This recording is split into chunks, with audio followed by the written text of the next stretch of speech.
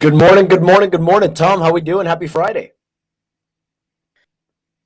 Sorry, wait, there we go. Jump right into that. I thought I was going to get that warning, and I guess I I, missed I it. But messaged you in that private chat. I was like, hey, are we ready to go? yeah, I mean, filling in for Ray today, so got some big shoes to fill. Just trying to get the tweet out and spread awareness, but excited to be joining in and excited to be chatting with you. Well, I'll let you do that. I'll kind of riff myself here for a little while. Yeah, we gotta. It's almost disrespectful not to have your Fire Moonbird on there or your your Punk. So we gotta make sure we take care of that if and when you come on next time, man. I'd always love to have you. But guys, welcome to the WGMI Morning Show, episode number 23 and Friday edition. This is where we bring you everything and anything you need to know about the NFT market in 30 minutes or less. And we do it using WGMI's various tools and analytics to provide you hopefully as much of a competitive advantage as possible and the ability to make the most educated buy and sell decisions as possible and help you make some money, especially in this market. We know we all need it. But if you like some of the tools, some of the analytics that you're seeing, DM us the word newsfeed for a chance to win a 7-day trial to use our tools. We give one of these free trials away every single show, so be sure to DM us. Some of the broader market stories that we're going to cover today are first that 30 Chromie Squiggles sold yesterday, and it was the most sales since June 21st. It was primarily about half of those were a big sweep from the Squiggle DAO, and they're almost up to 300 squiggles. The squiggle floor is at 12.5 ETH. And the market seems to have rebounded with an Opensea volume of $12.7 million, finally back in the double digits after being in single digits all week, which is definitely encouraging to see. Moving on to the overall market, this is brought to you by WGMI's newsroom account. This is where we post a daily morning snapshot and we share some of the news that populates our newsfeed, our new NFT newsfeed on WGMI. So as you can see, we had an Opensea volume, like I was saying earlier, of $12.7 million. The NFT collection sorted by the 24-hour volume on OpenSea are Bored Apes at a 76 ETH floor, rebounding a little bit after seeing a low of 74 ETH this week. They did 509 ETH in volume, 8 sales. I know a few of those, Tom, I don't know if you have anything there. A few of those were accepted WETH offers from someone that was hacked, it appears, which is not great to see. But Punks, you see at number 2 with 6 sales, 494 ETH in volume. Chromie Squiggles, like we were talking about earlier, 394 ETH in volume. Those listings are creeping back up a little bit as is expected as people take profits with that little bit of a pump. Other things that I'm noticing is that Mint Pass that someone commented on yesterday, they are rallying a little bit, or they're seeing some volume, 34 sales, but they're down 3.2 ETH over the last 7 days. And Genuine Undead coming in hot, seeing a little bit of a pump. They're up over the last 7 days about 29%, 312 sales over the last 24 hours, but listings are creeping up. If I had to put one way or another, I would say that they are going to be on a little bit of a downtrend. And then you see Ranga coming in, holding up the line a little bit with 86 sales after posting just 30 the day before. Tom, I'll stop my my little monologue there. As you see this dashboard, does anything stick out to you in particular? Any big takeaways from yesterday's action? No, I mean, you love seeing the squiggle movement. Obviously, probably be a little bit better if it was spread across multiple wallets, multiple buyers there. But Squiggle DAO being a big sweep definitely led to a bunch of other people jumping in and buying a few squiggles. I think some of that possibly tied into the Mint Pass activity that we saw. So, I think a lot of the bigger sales were certainly, you have William Mapan, you have Snow Froze. Snow Froze were selling for, I think, over 30 ETH. There's definitely a few other artists where, like, depending on the artist of the Mint Pass, there were a lot of bigger sales, I think, that came through. which led to that min pass volume being so high yesterday. And you're seeing a lot of like right now, I guess some offers being accepted, but yeah, there was a lot of activity there. I mean, definitely love seeing the squiggles. I think still a lot of uncertainty in the Yuga ecosystem, with the SEC investigation and trying to understand what might come out of that. So, yeah, I mean, that's it's really been Yuga, and then some of the Gen art. It is nice to see the Genuine Undead. I know you guys have been talking about it for quite some time. I know the Nifty guys have been chatting about it. I'd love to definitely dive deeper into that project, and see what's going on there. But yeah, I think that's about it for my high level observations. In some of the activity that we've seen over the past day. Yeah, I tweeted about the Genuine Undead guys yesterday. They are just crazy on social media. It was like they are relentless on anything Genuine Undead. They're all over it, which is cool to see, and it reflected like their work is paying off. You went from a free mint that saw a little bit of a pump, and then a pullback, pump again, pullback, and seems like the consolidation periods get a little bit longer. But now we're sitting at a 0.5 ETH floor. They dipped. I mean, not even really anything. The only thing that I'm looking at is the listings. So like yesterday, what I called out was like, hey, I really like, it's crazy to me how these listings are staying relatively steady, even though the price is increasing a lot. And then overnight, we did see them increase a good amount. It'll be interesting to see where this goes. To be honest with you, just based on the value, what I'm learning and what I'm trying to program into my brain is like, hey, it's not more just because the price going up doesn't mean you should jump in now. Like, and if anything, it means that it's more risky. And it's this kind of game of hot potato every once in a while where not everyone is going to win, right? There's going to be winners, there's going to be losers. You're going to be someone's exit liquidity. So personally, I'm going to stay away just based on the other options that we have at these prices. Other than that, it was obviously great. We saw Ape rebounding a little bit to 455. And ETH having a little bit of a run, which is encouraging. I know yesterday it bottomed down the low 1200s. Now it's back up to 1300. We're going to see if it pushes up to the mid 1300s, maybe even break into the 14s. So we'll see that. But Ray, that's all I have for, or not Ray, Tom. That's all I have for the dashboard today. I know we have a good amount of news to cover, so I'll let you take it from here whenever you are ready. Yeah, I think personally a little skeptical of the ETH movement. You saw the CPI print yesterday, and the numbers, all the markets tanked, and then you saw some of that rebound pretty nicely towards the end of the trading day, and to the end of the day, and even overnight, kind of holding strong above 1300. I can't help but be a little skeptical of some of that action, and yeah, I mean, I guess we'll see kind of what happens into the weekend here, but certainly nice to see it back above 13. But we'll have to see what the weekend has in store for us here, or a lot of day left here on Friday. Yeah. Here, so a lot that can happen. It's funny how much I learned about myself when through this. Like when it dumped to the 1200s yesterday, I was like, damn it, dude, I should have had a little bit more of a USDC stack. Like, what the hell am I thinking? And I was beating myself up a little bit. I was like, maybe I should just cash out still and have a little bit of USDC stack instead in case it goes to the 1000s or maybe even triple digits. And then it rebounds. And then this morning I'm like, man, let's go. Like, I'm loving it. I'm not selling ever. This thing's going to 1500. So I gotta be more disciplined there. But yeah, I can't see this.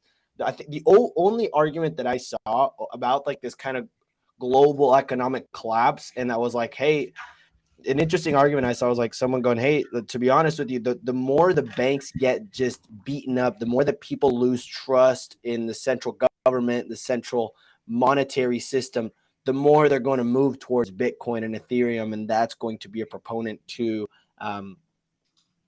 pumping these and essentially making the value of it go up. The only other thing that I'm looking for is Kanye's bank account got shut down by JP Morgan a couple days ago, so that's a good chunk of change that he might just throw towards Bitcoin. He might just throw towards Ethereum or maybe some JPEG. So we're all hoping that Kanye becomes our exit liquidity. Yeah, I mean, that's definitely a good hope. Maybe he'll follow in his ex-wife's footsteps and, kind of follow in what Kim K was doing there. But yeah, I mean, would love to see him kind of turn his bank account there into, some crypto, some digital assets, buy some of our NFT bags. I mean, I think it was a year or so ago when we hit the all-time high on ETH.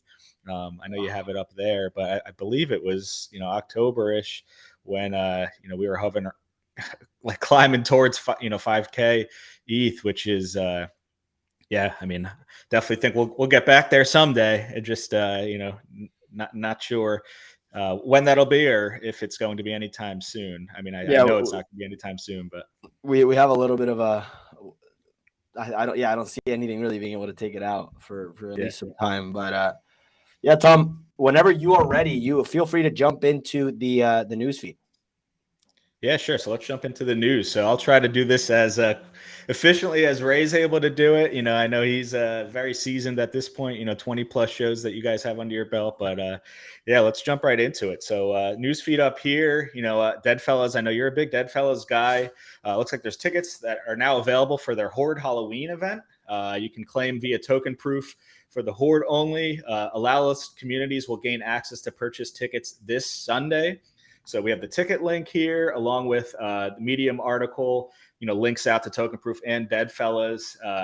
Is this an event you're thinking about attending, going to? Is this something you're excited about as a holder? I don't think I'll be able to make it. It's in LA. The only thing I hope is they don't pull not to FUD them, but I really hope they don't pull a CMU and just cool man's it and spend a couple mil on the party. Yeah. I mean, these IRL events, I mean, the ones I've gone to have been a ton of fun. But yeah, I think you need to make sure you're managing that, that runway appropriately, and I think at the end of the day, are these events alone going to move the needle or going to, make a big impact on holdings on the NFT price? I think they do great things for community to generate buzz and excitement and hype. And I think, cool to see that it's sponsored by Gala Games, in LA. I mean, it sounds like a really cool, fun, exciting event, across the country for me. So definitely not something I'll be attending, but I think, would be a lot of fun if you're in the area and if you are a holder to be able to go. So definitely something for Deadfellas holders to look into there. VFriends utility unlocking for the holders of the VFriends character Mint Mink. The next opportunity for Mint Minks is here. Dancing Seahorse. So Series 1 Minks receive a premium Dancing Seahorse via airdrop and a free premium Dancing Seahorse Mint Pass. Series 2 Minks receive the premium Dancing Seahorse Mint Pass. All Mint Mink holders of either Series 1 or 2 are eligible for airdrops, free mints, and allow lists from new and emerging NFT projects or companies outside and unaffiliated with VFriends. Mint Mink has officially unlocked its superpower and will fulfill its destiny with ongoing mint opportunities. So looks like Mint Mink holders got a lot of utility kind of coming to them. Not it would be interesting character I own. No, yeah, it's when is the tenacious termite gonna get anything, Gary? Come on. Yeah, I mean, I forget this. I'd have to look into the season 2 characters I have, but yeah, I mean, I wonder, is this something that you'll see across all characters that have special utility unlocked over the kind of course of these projects? I know there are a number of different characters that exist, especially across Series 2, which is a much bigger collection there, but. Mint Mink holders, there you go. You have some utility now, afforded to you from holding on to those. 10K TF, Comfy Token airdrop for OG Roll in Discord. So if you have an OG Roll in the 10K TF Discord, you're in for a nice surprise, it sounds like, according to Matoshi. Qualified OGs will be able to receive the first official physical clothing item, a comfy hoodie. I know, getting cold here, especially on the East Coast, hoodies are, I think, a hot commodity. And, I'm holding out hope for some Moonbirds hoodies here, over the next few weeks, as a Moonbird hoodie holder or with Gold Nest rewards approaching. But back to 10K TF, qualified OGs can receive one comfy token airdrop after October 23rd. Only one registration per OG. To qualify, you must register on Premint, included. We have the pre-mint link here on the newsfeed article. Gucci Grail PFPs can qualify for the airdrop, but must use a different 10KTF supported PFP to craft a physical comfy hoodie. If I recall, and I need to dive a little bit deeper, but I think at the Moonbirds events and some of these other events, the comfy hoodies looked really, really cool. I mean, the art, the graphics, the design on those, I mean, didn't have a chance to actually feel them, but they looked awesome. I know there's been a number of hoodies that I've received for, Mutant hoodies, Bored Ape hoodies, Cool Man's Universe, Doodles, and, they're all different, materials, fabrics, and there's definitely some that are much more comfortable than others. So they looked comfortable. They looked really cool. So definitely something I think, make sure you're looking into that to see, if you could claim your comfy hoodie there. Looks like the Kagami allow list sale is live as well. I know Brennan, I believe, jumped into that, was able to mint one of those yesterday, or purchase one of those yesterday. So each wallet may only purchase one token. Any remaining tokens will be allocated to waitlist spots on October 17th. The redemption also includes one ERC 1155 comfy token. Redeem the comfy token separately for one physical comfy hoodie. You can visit the 10KTF shop FAQ for complete sales schedule details. Tokens must be redeemed by October 23rd, 2022 at 3 p.m. Pacific time. So definitely something you want to make sure, if you're interested, you don't miss out on that important date there, October 23rd. Looks like you have 9 days or so to make sure you take action on that. Volume's a bit slow on these Kagamis, to be honest. I expected them to be moving a bit more. We only see 70 sales. They're sitting at a 1.148 floor. Last night I saw them about 1.5. So not a lot there. I'm not sure exactly how much the collection is as far as collection size. I definitely expect these to be moving a little bit more based on what Ray was telling me. So will be interesting to see. I don't even know what these turn into, why there's a Kagami. It appears it was for the people that hit a certain threshold in battles attended, which is something that the newsfeed is a great tool for. We've heard from a lot of 10KTF holders, because it reminds you every time there is a battle, because those can definitely get a bit hard to tend to. We'll continue to monitor this, guys. The ownership percentage is pretty crazy, 97%. If there is anything that comes out as far as price action goes, we will keep you all updated. Tom, I'll let you keep going on the news. I just wanted to add that. Yeah, definitely good context around, what we're seeing there on some of the price action and some of the volume and sales activity. So Banner Sports here, Black Card Participation NFT. So all of those that placed a bid at any point during one of the 6 Black Card auctions, both winners and losers can now claim their participation trophy NFT. You could only mint with the same wallet that you placed a bid with, using this link here. So, participation trophies now coming to NFTs. I know my son, my daughter, doing sports in their younger ages. I mean, I know, the boomer in me growing up. I mean, you lost. You didn't really get a trophy. You didn't get a medal or anything else, but it is nice to see those who did participate in the bids and in the auction here, being able to claim something. So the claim period will be open until Tuesday, October 18th. Got a few days here to claim that. Once the mint period is over, a new raffle where all of those participation trophy NFTs will be eligible to enter and win Black Card 61. So it looks like, a second chance there, or an opportunity to win a Black Card if you participated in past auctions. So I guess nice little consolation prize, for those who might not have won there. Yeah, just incentivize that participation, hopefully for future auctions that they do. Yeah, definitely want to see and encourage people to, be participating in those kind of events. It's definitely joking a bit there with the participation piece, but it is good to see, you want to encourage people to be, engaging as much as possible with the things that you're doing for the project. So it's good to see that they are trying to keep it fun, exciting, and interesting for anyone who was participating, and encouraging them to do so moving forward. We'll see if those hold any value. I'm genuinely curious. I don't know if that's something where it's a one-time thing. Hey, you're only going to get value for this time, or it's going to get you access to this giveaway that we're going to do for the Black Card auction, or if it's just I don't know. So, but yeah, participation trophy in the form of a JPEG. That's the first, I think. Yeah, yeah.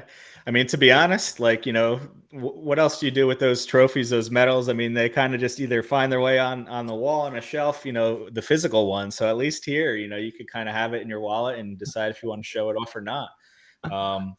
But onto another, VSP Vander Sports Pass item. There's going to be, I guess they're giving away 3 MFers. So all Vanner Sports Pass holders are eligible to win one of 3 MFer NFTs. 3745, 7764, and 8350 are the MFers that they are giving away there. If you held the Vanner Sports Pass NFT before 2 p.m. Eastern today, you can enter the raffle. The deadline is Monday, October 17th, 2 p.m. for you to enter that raffle. So we include the link there for you to click into to take a look at that. Moving on to Cool Cats, Cool Pets. There's a raffle with a chance to appear in Cool Comic number 2. That sounds pretty interesting, pretty cool there. Open to all Cool Cats holders.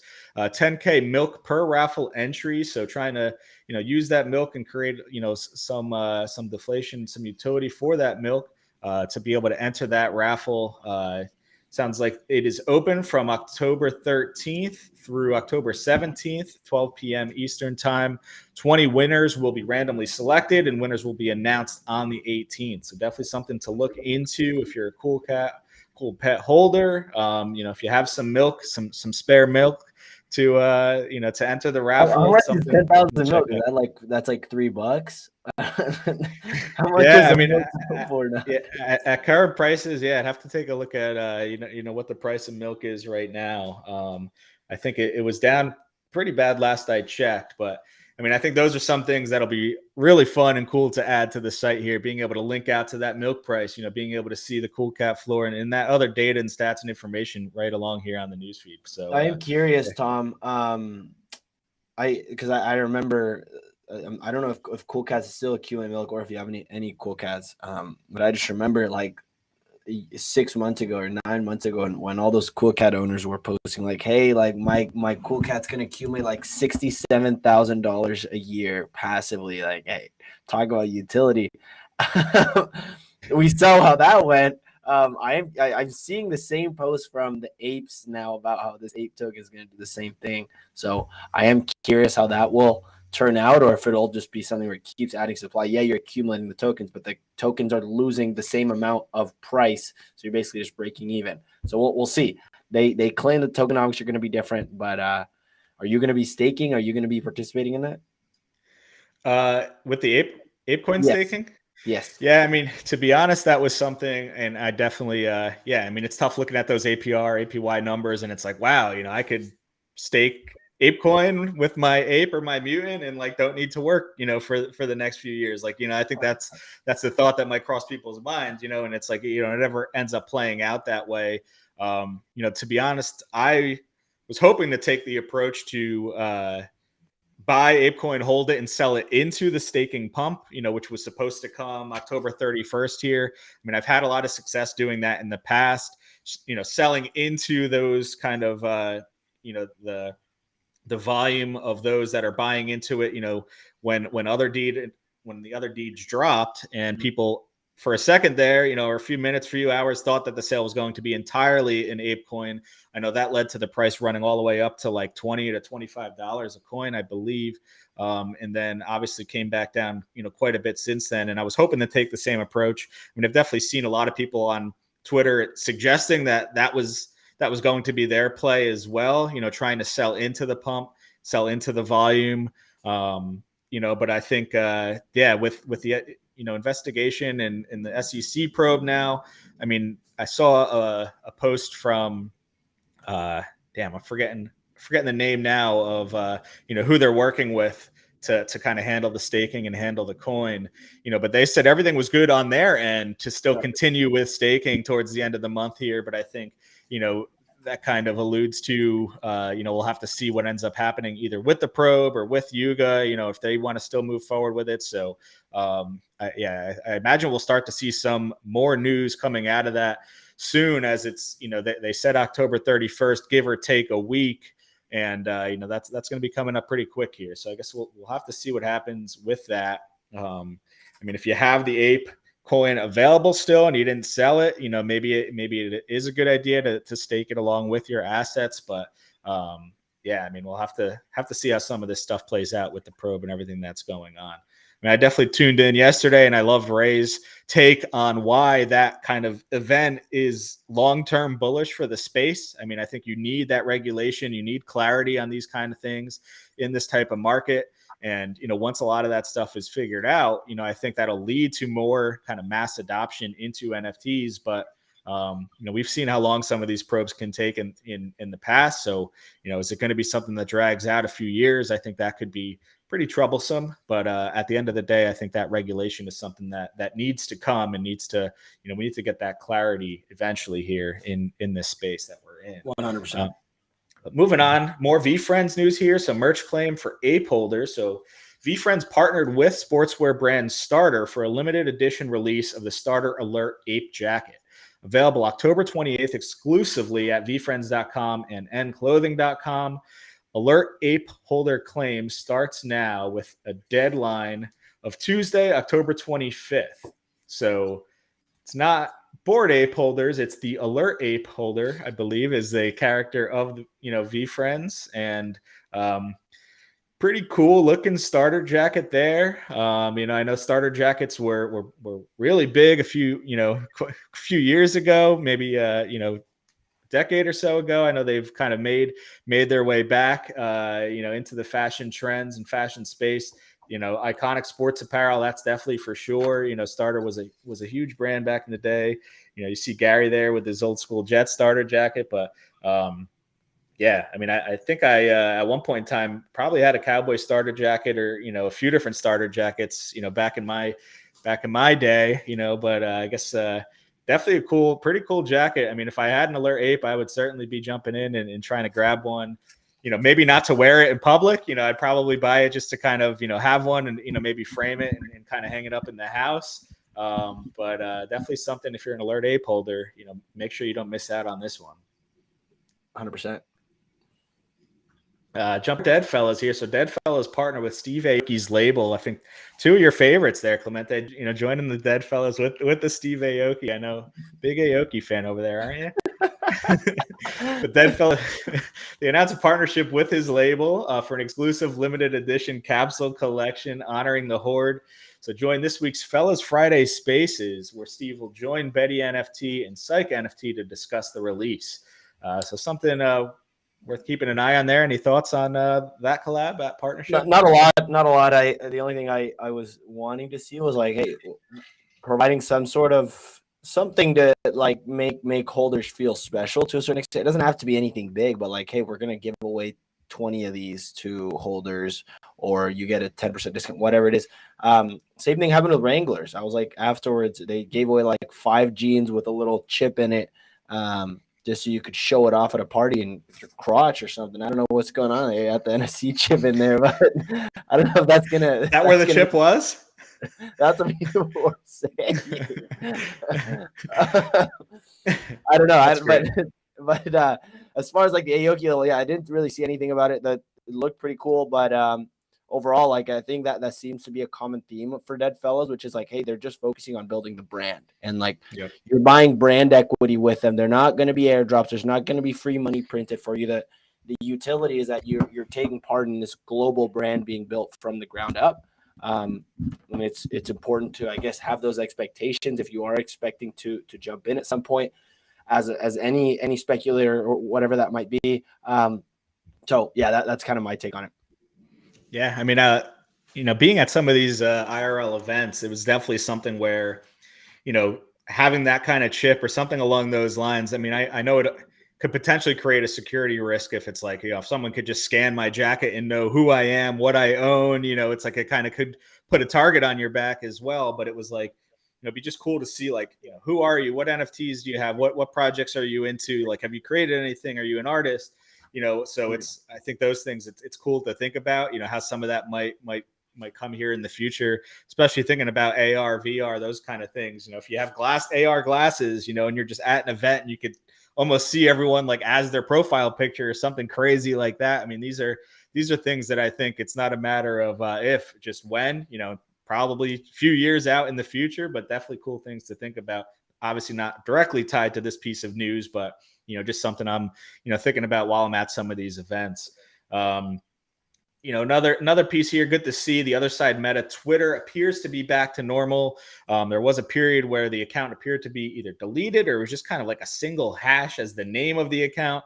I know, I think it was either Gordon or Garga, tweeted out just something weird or something strange going on with the other side meta Twitter account. So it is good to see it back to normal now. So just calling that out there. Onto Guttercat ecosystem. The Guttercat gang announced series 1 of their collaboration with streetwear legend Jeff Staple. I know Ray is a big Jeff Staple fan, was big into Stapleverse. So I don't believe he is invested much into the Gutter ecosystem, but this is something that's, pretty cool to see some of these collabs across projects. So this is coming fall of 2022. The announcement appears to be geared towards Gutter pigeons, which makes a lot of sense. If you are a follower of the Stapleverse project, I know there was pigeons. I believe there was pigeon poop or feces, something else that was going on there with the project. Ray was trying to explain it to me a few months back and was really excited about the pigeon poop. But it does sound like that's kind of the link of the collab there is those Gutter pigeons with the Stapleverse. So be interesting to see there, something to keep an eye on if you're a holder for either of those projects. We have 2 more here as we're wrapping up on the news over the past day. So new artifact quest action is required. So via Artifact, they tweeted out side quest continues in about 20 minutes. This was yesterday.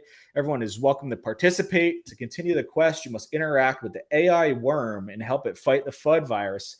Follow the Clonex Corp and turn notifications on.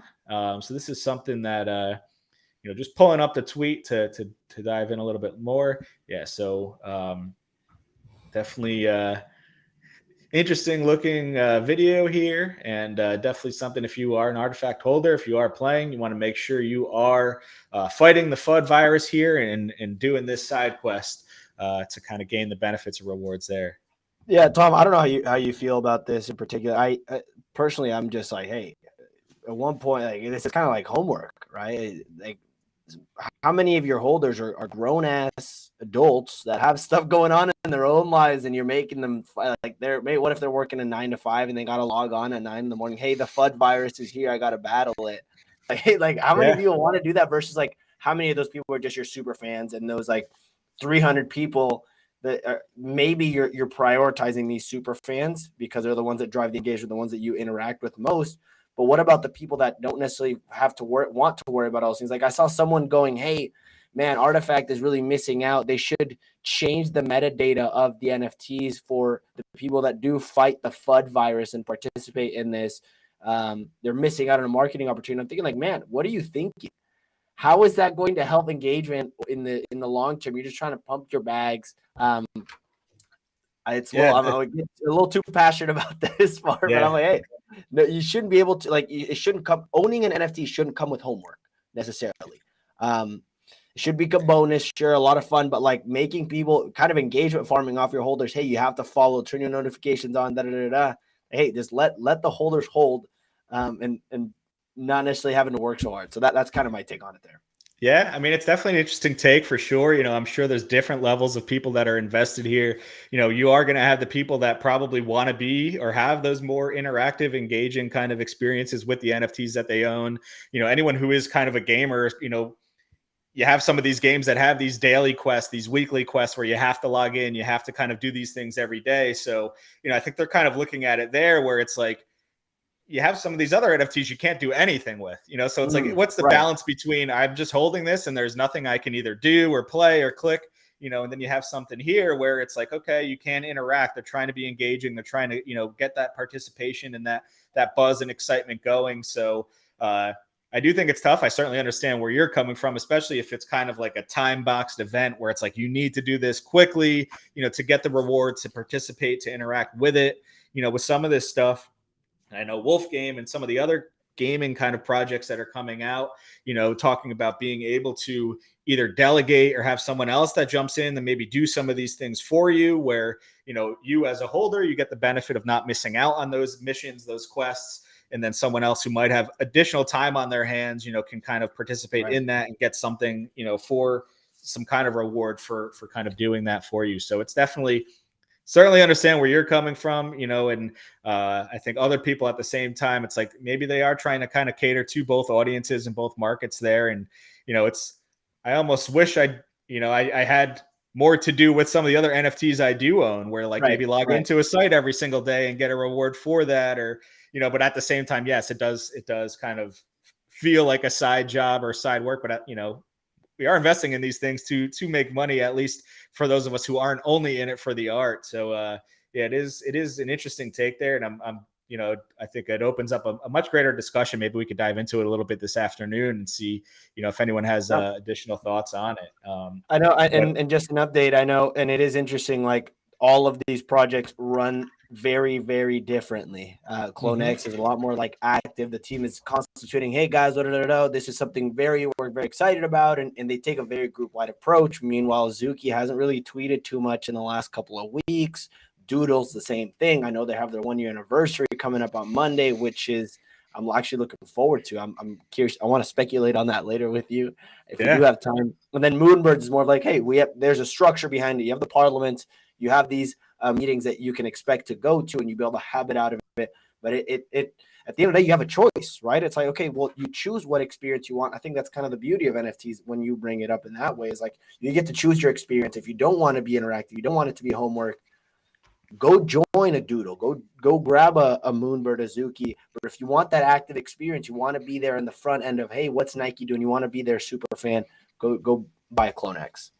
Yeah. I mean, it is cool to see, some of these projects doing things a little bit differently. And I know, I think it really depends on what you're here for, what you're looking for. Is it entertainment? Is it something that you're looking to kind of play or have fun doing, and kind of have that carrot at the end of the stick that's kind of keeping your attention, drawing you in and asking you to interact and engage and, and kind of do things. And then, you certainly have some of these other projects that are a little bit more passive, or maybe they're heads down building and, not announcing as much. So, participation, utility, community, frequency of announcements. I mean, these are all things that I think all projects, are, they're all a bit different in their approach and their mindset, and how they think about each of those kind of levers to pull and, different aspects of what they're building there. So, but and then there's other people who I'm sure just want to own the NFT, passively receive airdrops, passively receive income, and not have to do anything else kind of along the way. And it's,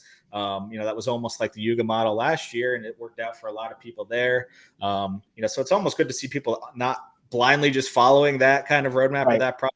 I think at least that did seem to happen quite a bit last year with people that just, you find and identify the meta, and then everyone just tries to copy it. So it is good to see some of these projects trying to do things a little bit differently, or try to create their own kind of, their brand, their product, their purpose. Be curious to engage with more people and kind of get their opinions on that one. But the last one I think we wanted to jump into here, new curated drop coming next week, next Wednesday, Primitives by Aranda Lash. It goes live Wednesday. This will be the final project of the curated Series 8. So I actually feel like I thought the Fontana drop was the final project of curated Series 8. It sounds like this one is the final project. The mint price, it's a Dutch auction starting at 4 ETH with a resting price of 0.25. I believe that Fontana drop that minted out at around, I think it was 0.4, and that ran up. It was over 2 ETH, over 3 ETH. We'll have to take a look there. So let's see. Right now, see the floor asset there. That does have a floor of 2.04. Ran up quite a bit after the mint. Dipped a little bit and then kind of jumped back up again. So we'll have to see what happens with this drop. Real quick, just kind of open up some of the sample outputs. I know they take a little bit to load and render here. So it looks like this is what it will, an example of what they'll look like there. Here's a few other outputs. So, definitely an interesting piece. You kind of have the backgrounds, you have some of these shapes, the animation and drawing some of those and how that's going to happen. It looks a little similar to, I think, is it Fragments or something along those lines? I'm not remembering the actual project there that it reminds me of, but yeah, just something to keep an eye on for those Gen Art fans and Art Blocks fans. So the final project of Curated Series 8 dropping Wednesday of next week. But I think that's it for the news right now. Pass it back to you. Any non-news items you'd like to jump into? Yeah, we have a little bit of breaking news because it did happen while our show was going on, while we were prepping for it. We have Ryan Carson bringing out the broom. 121G coming in hot for a Friday morning. They swept 30 Martian. I know you have these Martian Premier Leagues. Yep. They took down 17 Omega Runners, never heard of those, and 15 Creeps, which is a big one there. Definitely their most expensive sweep coming in for the Creeps. Will be interesting to see how those play out. But I know it was funny because he was actually sharing about why he was buying those. He was teasing that with us last week on the Market Talk, Tom, talking about why he was. Hey, I really love the Creeps, looking to get in. I wish, I'm looking for a good entry point. He ends up sweeping them. So I don't know if you have the is this the funds portfolio chart? Yeah, this is the wallet here. So it looks, might be a few things. He like you said, he swept those Creeps. So up to 15 Creeps now, 1 QQL Min Pass, 10 Potatoes, 10 On-Chain Monkey, 10 On-Chain Monkey Karma. Like you said, he swept both of those last week on the Friday, last Friday's afternoons, weekly Market Talk, weekly discussion, 30 MPL official. And then he's also holding 1 Admit 1, the 17 Omega Runners today. And he also jumped on the Nifty Portal space and talked about how he finally ended up buying a pass off the floor there. I know he had an offer floating around, I think in the 0.2 range, wasn't able to get one accepted and just decided to jump into the floor. Yeah, he was, when you're running that fund, I guess trying to make sure get the best deal you can on some of these assets, and then you see, the sweeps on some of the others where, maybe more of a longer term kind of buying them individually, or instead of trying to do and sweeping them all at once. But I know, as he's mentioned, when you're in it for, the long haul here, and you expect these prices to eventually go up over the course of a few years, if you're talking about buying in at 0.2 versus 0.25, that's probably going to be pretty negligible at the end of the day. If you have that strong conviction and things are going to end up going, where you think they could. So how much ETH he's got? About 200 ETH/WETH left. Yeah, it looks like about 200 ETH and WETH left in this wallet. And yeah, spent, quite a bit there on the Creeps, 22.5 looks like, or that's kind of what he's holding, 22.5 ETH worth of Creeps there. But this is the Q4 wallet, and its holdings right now. So I don't know. I think he broke out created separate wallets for the fund for each quarter that they've been investing in. It seems like that's been his approach so far. Looking at the history, you kind of see all of the purchases that he did make there. No realized amount yet. It's been a lot of buying, and as he said a few times, no intentions to sell anytime soon across some of these projects. I know you have some maybe general thoughts on, the approach and everything else. I mean, in terms of, I'll kick it over to you after, but, I was into MPL Official. It was a project that someone I believe in, kind of just suggested. He was a big believer of the team and a big believer of everything they had going on.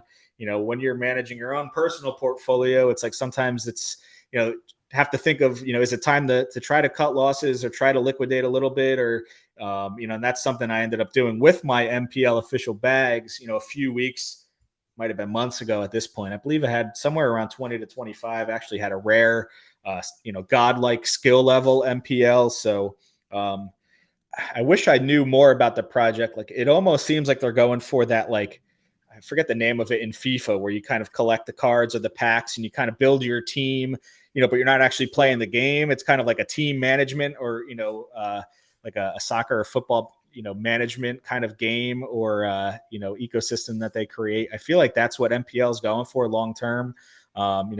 I know a lot of people are crazy about, the opening their FIFA packs and even their like Madden Ultimate Team packs. So definitely could be an interesting project to keep an eye on long term if they're able to grab some of that market and that's some of that attention.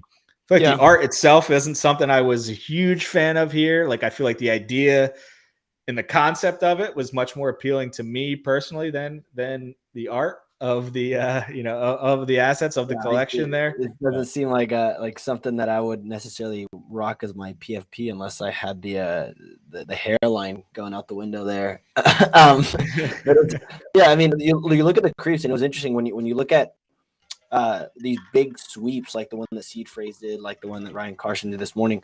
They can disrupt the ecosystem a lot. Actually, like it throws it off.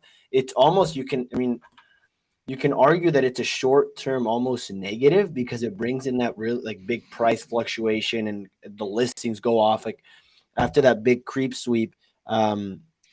Even though Seed Phrase came in and made the floor go from about 1.19 to I saw it up to like 1.7. This report's at the end of the day, so it's not like fully accurate as far as like what was the high for that day, but you see it afterwards just completely plummet, and it even went below that price. And the listings go very wonky. Like this is right before Seed Phrase swept, and it went right back up. Or this was after, sorry. So it throws everything off, and it kind of destabilizes things. So like it used to be that you think that's a positive because once one guy sleeps, then everyone's like, hey, big money's coming in, and they pour in right after, which would happen after these Gary V sweeps, etc. But when you take that away, that doesn't happen anymore because the market has matured a little bit. You see these different effects, which is interesting to kind of see play out.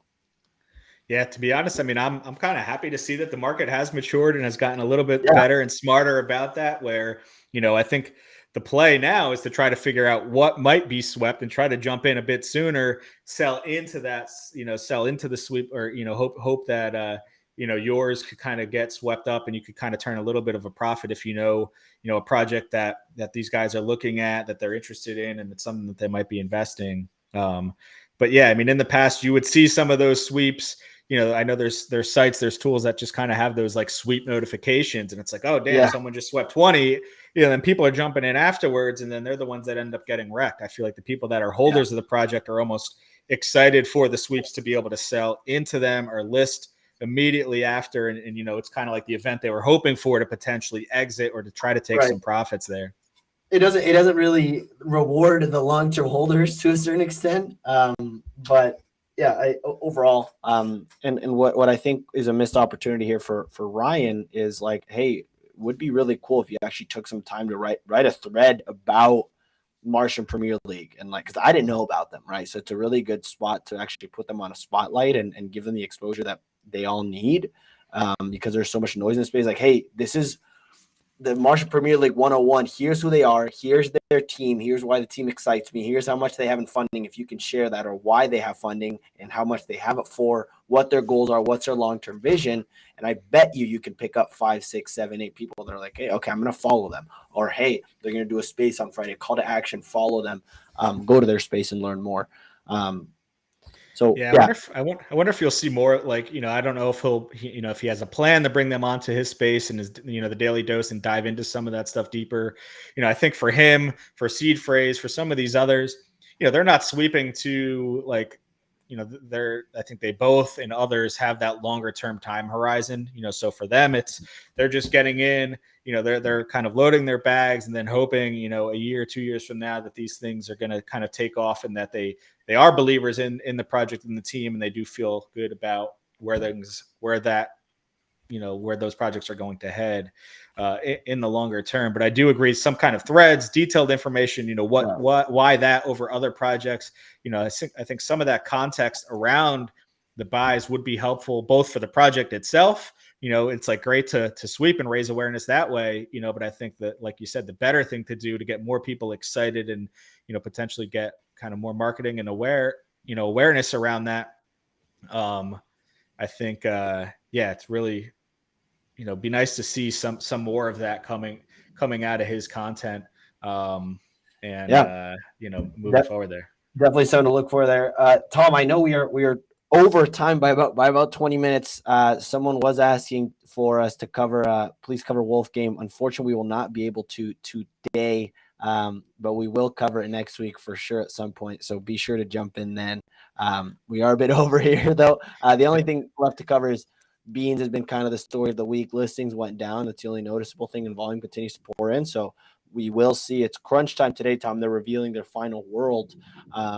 Owen, our Azuki curator, seems pretty excited for what's going to come, and thinks that the market has not priced this in accordingly compared to the last one when beans was sitting at about 1.2, and the market had big expectations for it. He thinks it's going to be a different one around there. Going to be good to watch there. But guys, if you thanks so much for tuning in. This was Friday's WGMI Morning Show, episode number 23. We're cranking through them.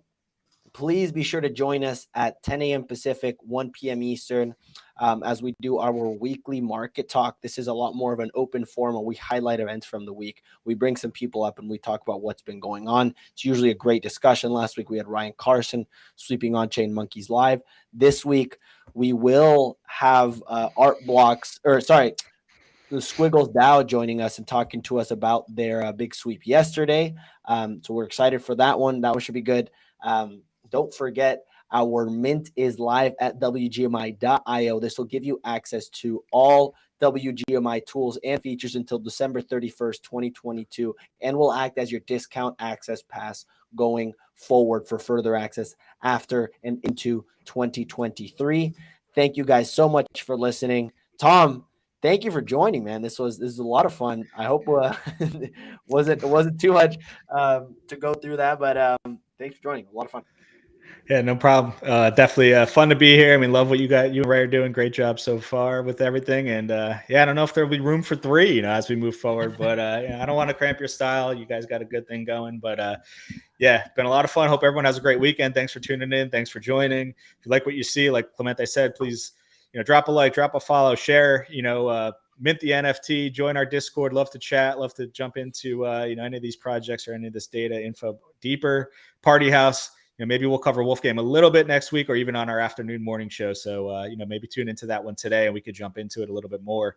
Big Wolf Game, holder over here. But thanks again so much for everyone. Have a great